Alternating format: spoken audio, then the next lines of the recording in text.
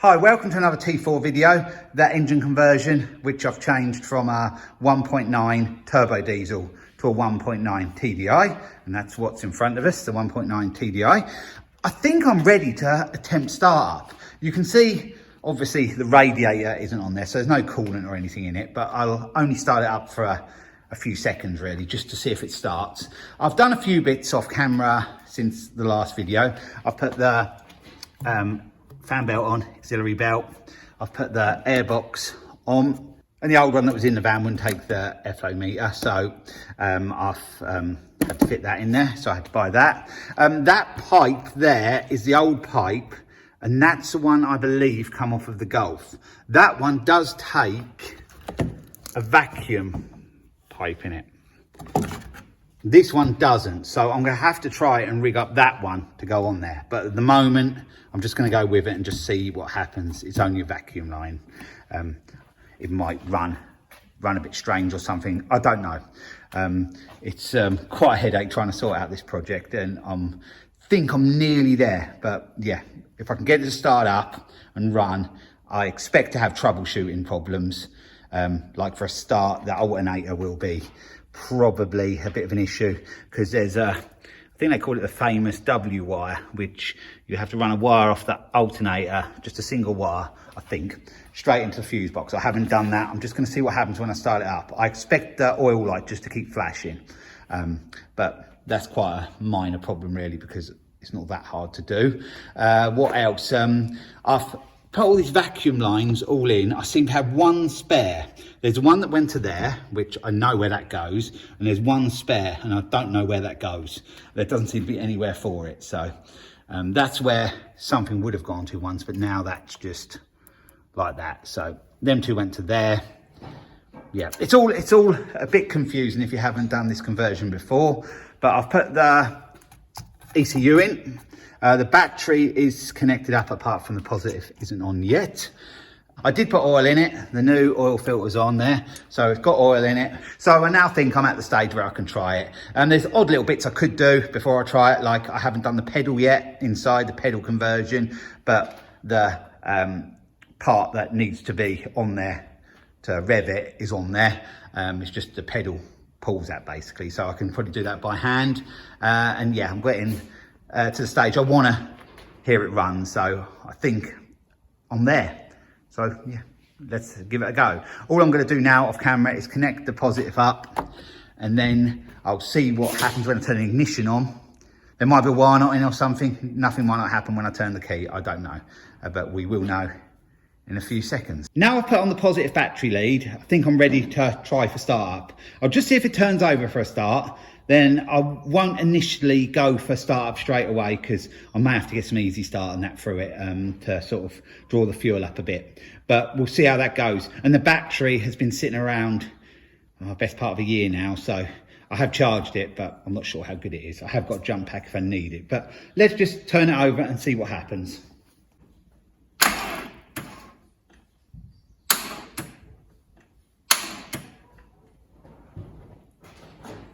So as you just saw, the battery didn't have enough go in it. So I'll put the jump pack on now, and that jump pack isn't that great. It needs a new internal battery, but we'll give it another go.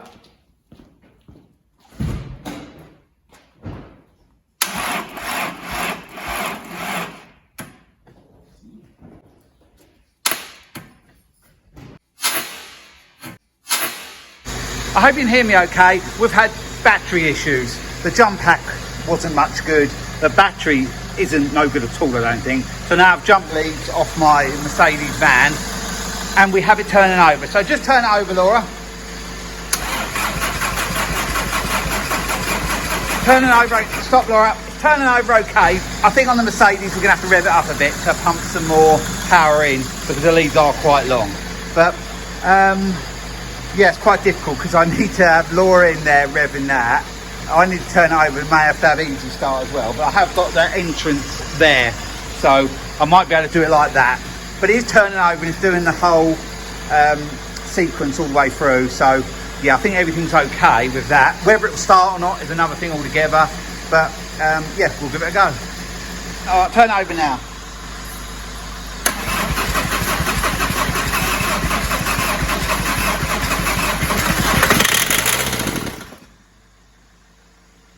So it did do something. It started on easy start and it made a rattling sound, but when you use easy start that does tend to happen. We've got to draw the fuel up because it's probably still in the filter, but it's got to be pulled all through these pipes to the pump. And yeah, this is the point. If it runs now, if I can get it to run, then it's just a matter of just sorting out all the little bits and pieces afterwards. So this is really quite a vital point. I would like to get this started today.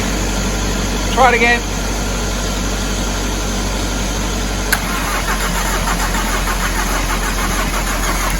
Stop.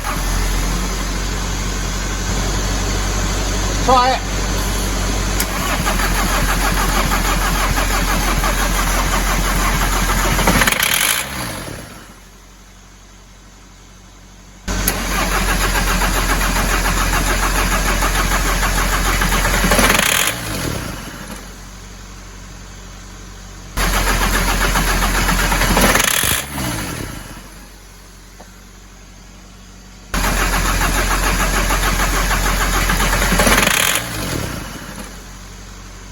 So I've been trying to start the van and I've realised that the diesel just isn't coming up. So it got me thinking whether that stop solenoid was working or not. Well, it wasn't. I couldn't hear it click when the ignition got turned on. But now I've put a wire on it. And if I touch that on the battery, you might not be able to hear this.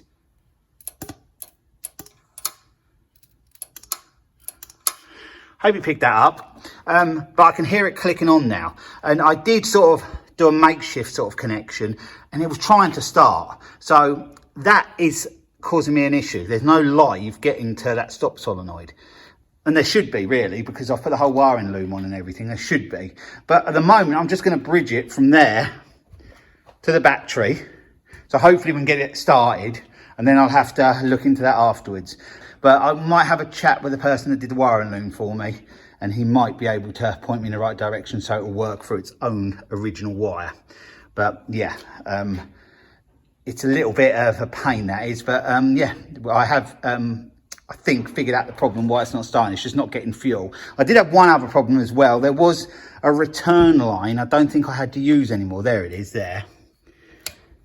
And I've just blocked that off at where the filter is. So that isn't dripping now. So I'm gonna go for start up when I've just connected this to the battery, and then we'll see if, yeah, it goes.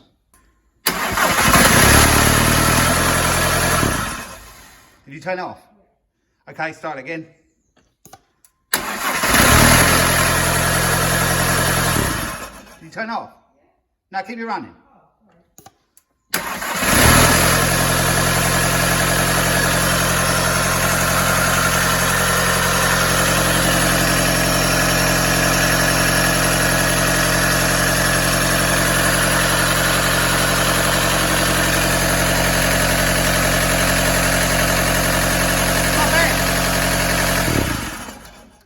So that's the result. It runs, and it runs quite well. It sounded all right. I can't rev it out at the moment. Well, I can, but I can't on the foot pedal, as I mentioned earlier, because that isn't connected.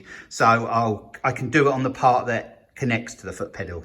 So I will do that in a little while and just see if it revs out okay. But yeah, it was that stop solenoid wire. There's just no power getting to it through the original wire there. So that one, give it live. And yeah, it starts. I can't leave it running long because there's no coolant in it either. But yeah, it runs. That's where I wanted to get to today. I wanted to hear it running. But yeah, I'm pretty pleased with that. It sounds all right. I just want to check that, yeah, it revs out all right. I'll show you that. I'll test it first and then I'll be back with you, yeah, to end the video. And I'll show you where I've got to today. It won't be much further really, but if we can get it, if it revs out, if the light's on the dash, the management light, yeah, so be it. I'll just have to get over issues along the way. But Laura's been in there and she did the yellow light stay on? I can't remember. I wasn't paying attention to that. Yeah, so I don't know. I'll have to look myself. I think do you know if the oil light was flashing? Yeah, it was. The oil light was flashing. I think that's that W wire I mentioned earlier from the alternator. And the alternator isn't even plugged in properly at the moment. So yeah, we've got to have a look into that. But at least if I have it running, I can start it up and I can sort of, yeah, get through all these little issues one by one. It's about an hour on now, and straight after you heard it running, I went inside to see if it revved out, and it didn't rev out. So for the last hour, I've been trying to find out why. I haven't found out why. There's just no power getting to the pump. When I started it, I showed you this, but I joined it and just gave it basically false power from that, straight from the battery. It isn't through the wiring loom at all.